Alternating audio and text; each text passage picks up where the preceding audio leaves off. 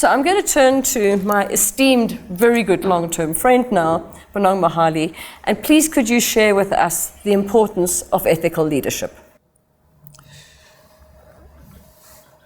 Of course, by definition, ethical leadership is tautologous, because leadership can't be anything else but ethical. But for emphasis, we do say ethical. Mm-hmm. And the reason why it's important in this stage, in this time, in this context, when so many of us dare to hope that joy and peace will prevail, is because of the devastation of state capture. State capture is worse than corruption, bribery, stealing, and cheating put together. How does it manifest? So we woke up on Tuesday, the 3rd of January, to the fact that South Africa's national debt has now exceeded 3 trillion South African rands. So to be precise, 3.013 trillion South African rands. In and of itself, maybe it means nothing. But the cost of servicing this debt is 170 billion per annum. The percentage is 17.8. Why is that important? Because all the countries that have ever defaulted on their national debt have approached the magic mark of 20 percentage points. So I would submit that 29 years into democracy, South Africa is actually a mafia state. It's not a failing state. It's already a failed state. You see countries like farms, like airlines, take a long time to die, but die, they do.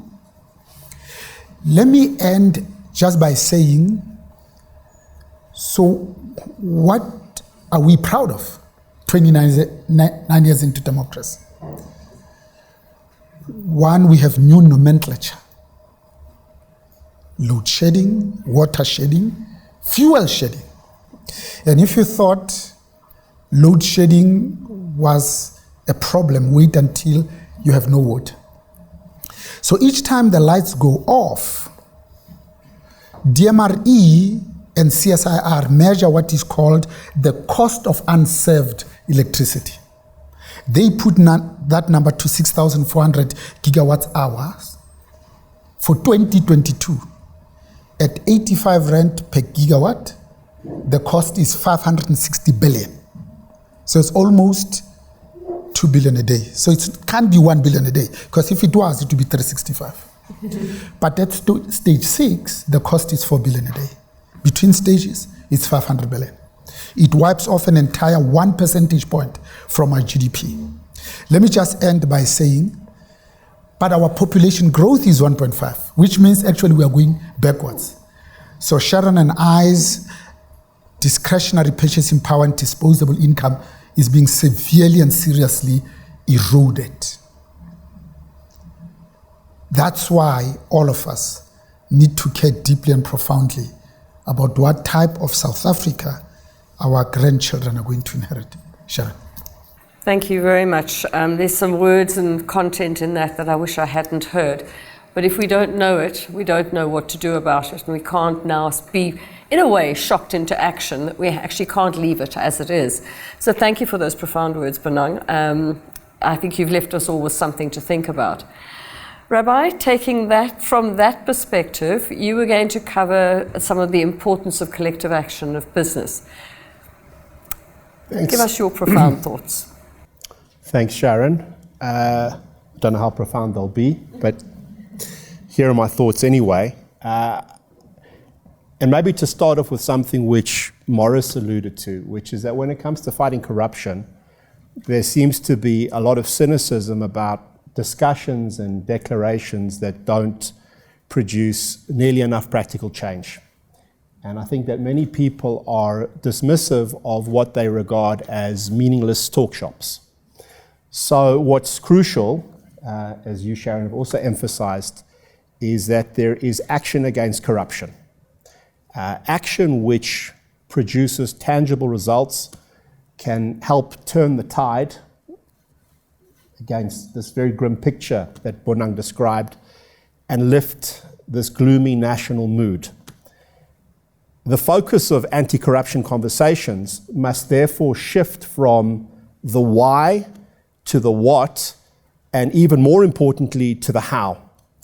And in that spirit, GIBS will soon be releasing a working guide, drawing on extensive engagements with business, civil society, and government leaders about how business can more effectively combat corruption. And very much in the spirit of what Moritz spoke about, not being an innocent bystander. Key to these anti-corruption efforts, Sharon, is collective action, which is defined by the World Bank as a collaborative and sustained process of cooperation between stakeholders. While individual actions by single companies are, of course, important, their impact may be limited, but acting together can be much more effective. Companies can collaborate with each other by establishing common standards and principles, for example, with bidding for tenders. And I'd be very interested to see what Claudel might say about that, given her position with Eskom. These agreements can be underpinned by stakeholder integrity pacts, which require companies who are in breach to step out of the tender process. In the shorter term, this creates a level playing field on which companies can compete more fairly. And in the longer term, it supports companies' broader interests by preserving the rule of law and alleviating the disruptors which threaten the foundations of capitalism. The former General Counsel of General Electric referred to this as the leveling up, not down, to deal with corruption. In other words, to raise rather than lower standards, as this would ultimately be self-defeating. Companies can also collaborate with other stakeholders outside of the business community, such as through the recapacitation of the corruption-fighting bodies that were so heavily undermined during the Zuma era. Last year, for example, Business Leadership South Africa and the National Prosecuting Authority signed an MOU whereby BLSA will mobilize private sector skills to assist NPA prosecutions through analyzing evidence and building cases.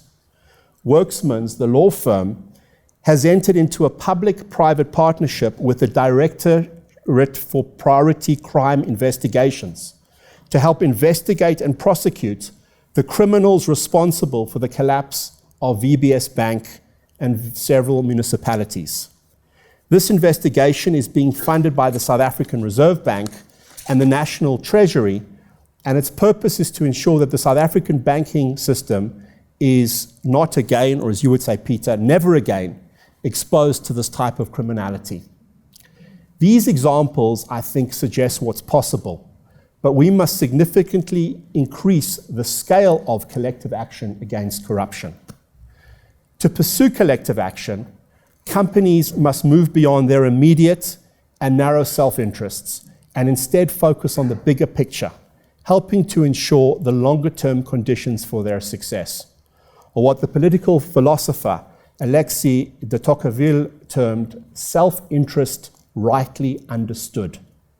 As the writer Margaret Wheatley put it, collaboration is the process that creates an ecosystem. Greed destroys it. The building of this ecosystem, I would suggest, depends on business leaders finding a balance between competition and collaboration, or between individualism and collectivism. Let me end with an international perspective. The economies of Indonesia, Rwanda, and Singapore were once on their knees. Today, their economic growth rates are higher than South Africa's, and their unemployment rates are much lower. Fighting corruption played an important role in helping to kickstart their economies. Now, these countries are far from perfect. Their human rights records are questionable, to put it mildly. But their economic successes are remarkable. And for us, mired in gloom, they show what is possible.